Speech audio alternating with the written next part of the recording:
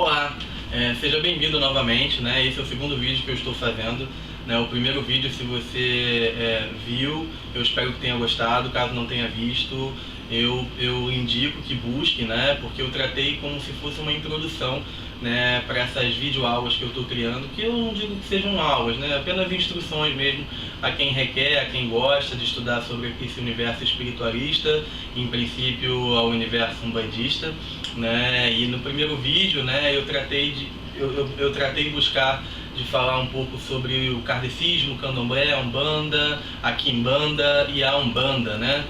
Que são religiões espiritualistas que às vezes se confundem muito, né? E eu busquei tentar trazer o ideário de que, apesar de características próximas, são religiões distintas com fundamentos próprios, né? Enfim, neste segundo vídeo a ideia vai ser um pouco diferente. Eu busquei trazer aqui, eu acho que a base, né, que a gente pode dizer assim, a base dos fundamentos de Umbanda. Existem diversas vias de interpretação, isso é importante de ser deixado bem aberto, né?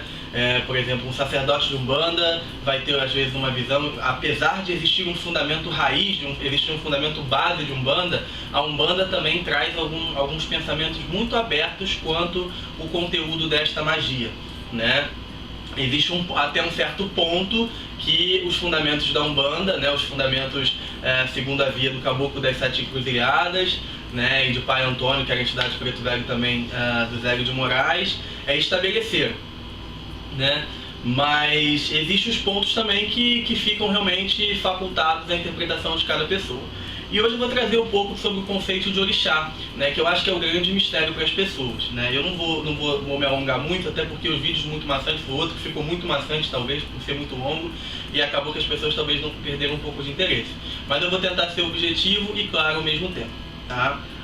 Vamos lá. Bem, primeira coisa, o que é orixá? Orixá, na verdade, é uma palavra em Yorubá, né, que é a junção, na verdade, de dois termos, né? Você tem o ori e o chá, né? O ori significa cabeça, centro, tá? E chá significa energia, né?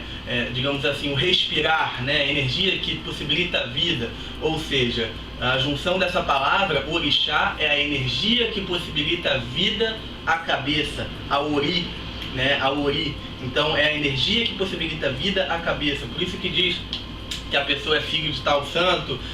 Esse negócio de falar que é filho de tal santo, na verdade, é a vibração que mais compete àquele ser humano, porque nós possuímos diversos tipos de radiação dentro do termo espiritualista umbandista, né? E cada um de nós possui características próprias, né? Possui sensos próprios. Então, o que nos diverge, na verdade, é exatamente a grande diversidade de conjunturas que se fazem a estas vibrações no nosso ori, né?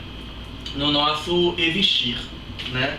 Então, assim, eu trouxe um pequeno paralelo, eu vou colocar como imagem para vocês verem, né? Mas aqui nessa imagem dá para tratar um pouco o ideário que eu quero trazer nesse momento. Então hoje é só basicamente sobre Umbanda mesmo, sobre questão de orixá, né? E aqui você consegue ver, por exemplo, Deus, leis, orixás e entidades, né? Uma setinha para baixo representando as duas serpentes, que é a serpente do conhecimento, que é a serpente da dualidade, né? E aqui uma setinha para cima, né? Fazendo a lei hermética, né, do senso de que o que está em cima é o que está embaixo, ou seja, tudo existe uma correspondente, né?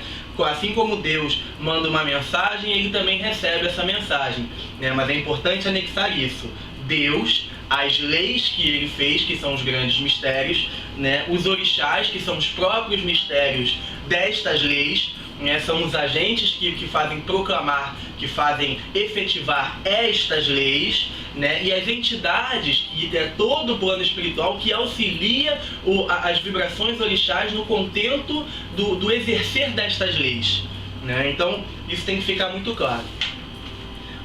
Aqui eu trouxe um outro quadro para tentar interpretar, é um pentagrama, né, um símbolo de magia, né, utilizado por diversas raízes espiritualistas, um símbolo de poder muito utilizado por muitas entidades de Umbanda. Você pode perceber isso, que muitos pretos velhos, muitos exus, muitos caboclos sempre estão utilizando este símbolo de poder. E existe um porquê para isso, porque existe um grande mistério do pentagrama quanto à ação de Deus para com as leis, os orixás e nós, Na verdade, o pentagrama ele tem um símbolo muito abrangente, né? As pessoas, por exemplo, enxergam dentro do simbolismo do pentagrama até um ser humano, né? Você tem aqui os braços, as pernas, a cabeça, o centro, né? E aqui eu consigo também encontrar os 5 elementos da vida, né? Segundo até a cultura do bruxismo, por exemplo, da Wicca, né? Você tem esse conceito da cultura celta. Você tem aqui, por exemplo, o elemental da ponta desse pentagrama, que na verdade é o elemental da vida, né, que chamavam de éter, né? Aí você tem o fogo, você tem a terra, você tem a água, você tem o ar. Pô, Douglas, mas nem todo mundo coloca nessa ordem: fogo, terra, água e ar, né? Isso daí também é uma relação que eu entendi, eu busquei entender para trazer o contexto desta questão orixá. Lembrando, é importante lembrar que todos os elementais estão sempre em movimento, estão sempre em interação. Isso é muito importante de ser falado também. Então, como você pode observar aqui, a primeira ponta, depois das leis, depois da questão de Deus, é realmente esta ponta aqui, né, a ponta do elemental do fogo. E aqui, na verdade, eu tento traduzir a questão da própria vida, né, a questão do processo do Big Bang mesmo, da questão da criação do mundo, que o mundo, na verdade, é uma bola de fogo, né, e aí foi se constituindo por diversos processos químicos, biológicos, físicos. A Terra foi se concretizando ao que nós hoje conseguimos enxergar, né? Então, assim, tem essa passagem pelo elemental do fogo, da terra, da água e do ar, né? Dentro do elemental do fogo existem 4 vibrações orixás, né, que eu coloco dessa forma: Exu, Ogum, Oxumaré e Xangô. Ah, Douglas, quer dizer que outras vibrações que compartilham desse mistério, por exemplo, em Assã, na cultura iorubá, é, por exemplo, a mãe do fogo, né? Assim como também tem fundamentos de Obá com o fogo. Eu não quero dizer que as outras vibrações não compactuam com esse elemental. Como eu disse, todos os elementais compactuam com todos, né? Todos os elementais do fogo compactuam com os elementais da terra, compactuam com os elementais da água, compactuam com os elementais do ar, né? A questão do percentual é que é o diferente, é o que diverge esse contexto todo. Mas aqui eu tento expressar um contexto de movimentação da criação, né? Isso daqui também pode ser exemplificado pela própria personalidade do homem, né? Você tem a questão de Exu, que representa para mim um movimento, né? É o movimento do tudo. Você imagina, por exemplo, aquele magma muito intenso, né? Aquela vibração absurda, onde o fogo, o calor é o mais absurdo de todos, no centro da Terra. Ali é onde tem a representação da vibração Exu, né? E quando aquilo ali, por exemplo, vem à tona, né? Acontece, por exemplo, um movimento de força que joga aquele magma para cima a partir de um vulcão, aquela força eu compreendo como Ogum, né? Aquela força, então, aquele magma que foi para cima, ele vai escoar, ele vai para diversos caminhos, né? São os mistérios, os caminhos de mistérios, os caminhos até de encanto também, mas os caminhos de mistérios, diversos caminhos da vida, onde para mim existe a consagração de Oxumaré. Estes caminhos, independente dos caminhos que foram traçados, passarão por um processo de resfriamento por conta da atmosfera, né? Por conta do ar, por conta do alto calor que aquela vibração estava, e partindo para um ambiente mais frio, com mais ausência de calor, aquilo vai se resfriar. Então aquele magma vai se petrificar. É o momento da petrificação, quando o magma se transforma em rocha. Aquele é o processo de Xangô, onde mora a justiça. Então já existe um recado muito claro do elemental do fogo em contento da questão orixá. Não, independente do caminho que seja feito, a justiça sempre prevalece. A justiça divina sempre prevalecerá, tá? Dentro dessa questão, aquelas rochas vão passar por um processo de sedimentação, né, por processos físico-químicos que vão se transformar em areias, em alguns lugares desertos. Você vai ter terras muito secas, e aquela terra muito seca é onde nós chamamos de processo Obaluayê, onde existe a vibração de Obaluayê. Então é onde a terra é mais seca, onde a gente representa a questão da saúde. Olha, a questão de terra mais seca, a questão da saúde, é porque realmente tem um contento vibracional muito forte com as características de Obaluayê e a questão das doenças e da saúde, né? Quem está no contento de Umbanda ou Candomblé vai entender o que eu estou a falar, né? E a partir daquilo ali já acontece na atmosfera, aquele calor já começa a subir, já começa a criar certas chuvas, certos processos de chuva, e aí você começa... Bem, dando continuidade, então essas primeiras chuvas vão acarretar o crescimento das primeiras vegetações, né? Essas primeiras vegetações vão começar a crescer, vão criar as primeiras florestas, onde existe o mistério de Oxóssi, que está atrelado à prosperidade, né? Então, assim, a partir dali você vai ter o mistério das folhas, né? A questão do medicinal das folhas, o conhecimento atrelado ao mistério das folhas que estão ali presentes, né? A magia das folhas, né? No Candomblé existe uma frase que é muito importante, né? Sem as folhas não é possível fazer nada, né? Porque as folhas é onde reside o mistério dentro da visão candomblecista da iniciação dos orixás, né? Enfim, dentro desse contexto todo vai aumentar o número de chuvas. Esse número de chuvas aumentado vai criar os primeiros lamaçais, né? Dentro deste mistério dos lamaçais você tem a presença de Obá, que representa a verdade, tá? Então aquele lamaçal vai começar a criar as primeiras nascentes, né? E essas primeiras nascentes que vão ser acúmulos na terra, né? Vão criar as primeiras nascentes, e essas primeiras nascentes é o que nós chamamos de Nanã, né? É o primeiro mistério das águas, está atrelado a Nanã, né? A velha senhora das águas doces. E a partir daquilo ali é que aquelas águas vão desaguar em primeiras bacias, em bacias de primeira instância, onde você tem as cachoeiras, as lagoas, onde existem os mistérios de Oxum. E elas vão continuar percorrendo, até a grande bacia, que é o mar, onde reside a vibração de Iemanjá, né? E aquele contento todo daquelas águas vai ter um certo momento que, dependendo do calor que for feito, aquela água vai evaporar. Então aquele processo de evaporação da água, quando a água está indo para o ar, é o que nós chamamos de encanto de Euá, a magia de encanto de Euá, né? E aí nós vamos entrar no último reino elemental que nós falamos na questão orixá, que é o elemental do ar. Mas antes é preciso fazer uma salva, né? Dentro da mitologia iorubá existem grandes mistérios. Por exemplo, existe a figura de Olokun, né? Que na verdade seria o grande senhor das águas. E Iemanjá seria uma de suas filhas, né? E é bom também tratar que o Olokun não é muito bem definido, não tem um entendimento total se ele era homem, se ele era mulher, se era uma vibração masculina ou feminina. Mas como nós tratamos da Umbanda só da figuração de Iemanjá, então Iemanjá realmente é a dona dos mares, né? Na verdade é o santo até mais famoso do Brasil, né? Juntamente com São Jorge. E dentro desse contexto, então, a gente entra no elemental do ar. No elemental do ar a gente vai ter a vibração de 4 vibrações também, né? Inhaçã, Tempo, Orixá Tempo, Ifá e Oxalá.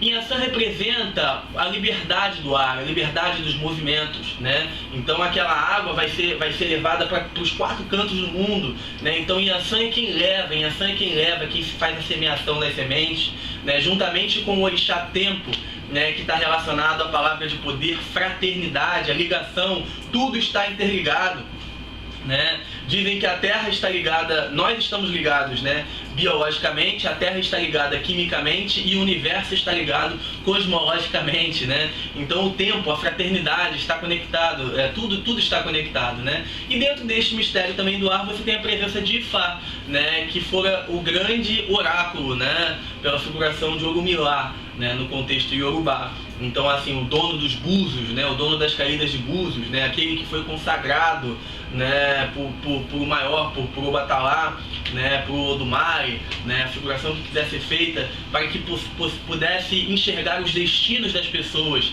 né? Então o Ifá representa o destino, ou seja, a liberdade, a fraternidade e o destino estão interligados, fazem parte da movimentação total. E aí vem a figuração de Oxalá, que contempla tudo isso, porque ele traz a questão da paz. Paz, Douglas? Sim, a paz verdadeira, a paz, o movimento de paz, o movimento de equilíbrio, o movimento de ajuste. A Terra sempre está em movimento, né? E quem traz esse movimento podem ser outros, como a figuração até de Exu, como nós falamos, mas quem consagra tudo na questão orixá é a representação da paz, do equilíbrio, figurado por Oxalá.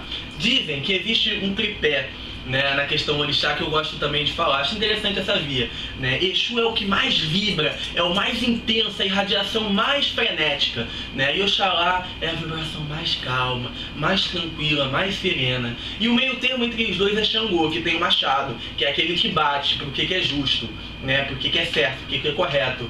Xangô também é muito movimentado, mas Xangô também existe um momento de calma, um momento de postura. Então seria como se fosse a trindade de equilíbrio existencial, né? É apenas uma visão, né? Isso é muito claro também de ser deixado, importante ser deixado isso. O mais importante de tudo, o que eu quis expressar nesse momento, né, da questão dos orixás, da questão das vibrações, é que nós temos 16 vibrações orixás que contentuam todo o mistério elemental, segundo a via de compreensão que me fora passado pelo meu mentor, né, assim como pelo meu guardião Marabô. Né? Então, assim, dentro desse contento todo, né, que fora um dos mistérios, um dos livros que eu escrevi, que é o Pentáculo de Ifá, né, que é o pentagrama de Ifá, né, um termo relacionado, é muito interessante você ter essa visão, porque você consegue compreender as 16 figurações orixás, né, também aos contentos dos 16 principais odus do candomblé. Né, da questão dos caminhos. E aí eu também consigo trazer, por exemplo, o ideal até dos próprios signos astrológicos em sentido, em contexto para com isso, e formar aí a tabela que eu chamo, né, de tabela vibracional orixá, onde eu consigo fazer de uma pessoa que, por exemplo, possa me procurar 30 vibrações, né? 30 contentos de vibrações, 10 vibrações que influenciam a mente, 10 vibrações que influenciam o corpo, 10 vibrações que influenciam o espírito, né? O tripé do equilíbrio existencial de cada ser. Então isso é muito interessante, né? E isso também está no contento do meu livro, né? Do Pentáculo de Ifá, que eu estou tentando divulgar, tentando publicá-lo, né? Então, se quiser dar uma força nesse projeto que eu estou fazendo, eu peço para você colocar lá, né, a hashtag Douglas Batistelli, hashtag Editora Madras, que é para onde eu estou tentando publicar o meu livro, os meus livros, né? No caso, dando continuidade, né, dos meus primeiros 3 livros, né, que fora o Pentáculo de Ifá, né, que consagra compreensões religiosas, né, compreensões de vias espiritualistas, né, e termina com a consagração da questão das vibrações que influenciam e as formas para domá-las, né? Formas para tentar dominá-las, né? Para manter as suas vibrações sempre positivas, né? Para manter a mente, o corpo e o espírito sempre em estado positivo. Bem, o segundo livro, né, Uma Só Banda, que é um livro que consagra 34 mensagens de entidades umbandistas, né, mensagens de real valor, mensagens históricas, passagens que essas entidades quiseram trazer sobre uma possível última ou penúltima encarnação que tiveram, né, que é muito interessante, que na verdade é a base de todo esse projeto. E o terceiro livro que são os complementos, né, destas vias que eu escrevi, que na verdade se chama Universo Mediúnico de Umbanda, e é um livro interessantíssimo também, muito motivador, né, para positivar as pessoas sempre ao seu melhor. Então são esses 3 livros que eu estou tentando divulgar, né? Então eu peço novamente aí que dê essa força, que compartilhe para os seus amigos, para que nós possamos, de certa forma, estar disseminando o melhor de Umbanda, né? O melhor de Umbanda não é uma única via de compreensão, né? Mas sempre um estado de reflexão, aprimoramento, melhoramento por conta deste aprimoramento e sempre elucidação. Né? Então eu agradeço novamente a atenção que você está dando a este trabalho, né, por estar vendo este segundo livro, né, e desejo para você tudo de melhor.